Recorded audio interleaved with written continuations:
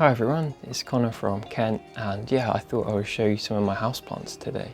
For those of you who don't know, I was stuck in a room upstairs for almost 3 years, so I couldn't get out into the garden. The garden's actually looking really lovely now at the minute. But yeah, I couldn't get out into the garden. So growing houseplants was a way for me to still be able to grow some plants. And I sort of amassed a fair collection, and actually what I've got left is probably like about half, maybe a little bit more than half. Because actually coming downstairs, a lot of the plants didn't like the change in light and temperature, and because we're right next to the doors here. So in the winter it gets pretty cold. So I did lose quite a few, but yeah, kept quite a few going, and at the minute I'm spending more time looking after the plants outside now that I'm able to, but it's still quite therapeutic to look after houseplants. So yeah, I've got Hoyas, I think this is a mother-in-law's tongue. Dwarf jade was actually one of my favourite plants. It's a succulent, got it as a tiny little cutting. And yeah, I've got several Boston ferns which are dotted around the room. They all came from one plant which I got as a gift from a plant science group that I was going to work with prior to my illness. But yeah, divided it into 3, so now I've got several Boston ferns. I've got the bog standard Monstera deliciosa. And then I've got a variant of that, which is behind this chair. I have to use this chair to get outside. So it's behind there. It's called monkey face. It was like the variety. I suspect it's a different species, but I think it's still a Monstera. So yeah, got an umbrella plant. This is one of my favourite plants. This long trailing plant is a pothos. I think they're also called devil's ivy, and it's variety marble queen. It has these beautiful variegated leaves, and it's grown. It must be like 4 foot now in length. It's just gone crazy. Next to it, there's another. I think devil's ivy, which is silver satin, and I really like that plant as well.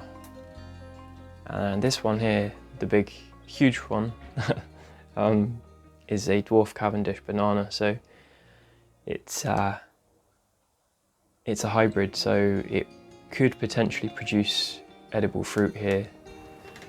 Well, not here, not in this location. It's way too dark, and it would need to be, you know, outside in a greenhouse or polytunnel. But you know, maybe if I get a bigger greenhouse, I'll be able to fit that in. But I love it as a houseplant. I'm more into the foliage plants than I am into the succulents, but I do have a mix of both. Saying that, I'm looking after these succulents. They're not actually mine, but a few of them are quite shriveled. I've taken them into my care. Got this lovely plant here. It's a prayer plant. And it looked like it completely died when I moved downstairs, because I moved down to this room downstairs. But I put it in the greenhouse in pretty much complete shade, and it just, yeah, bounced back up to life. It's got a bit snail-eaten, as you can see, but apart from that, it's doing pretty well. A few more succulents that they're in my care at the minute. I've got an orchid here which is just refusing to flower again. It's growing lovely, but it just won't put out any more flowers. But maybe the winter it will shock it into flowering. And yeah, I mean, I've got quite a few more plants, but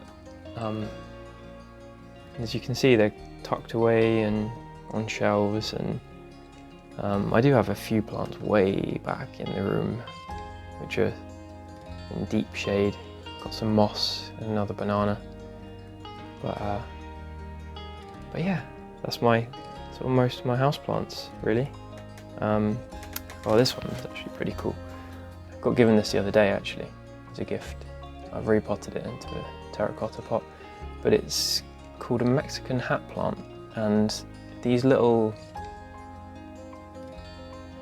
I don't even know what you call them, little propagules that are on the edge of the leaf drop off, and they can root into the soil to grow another genetically identical plant. So I don't know how big these get though, but it's looking like it's doing alright. But yeah, anyway, thanks for watching guys, appreciate it, and yeah, if you like the video then feel free to leave a thumbs up or subscribe if you're interested, and yeah, I'll speak to you soon.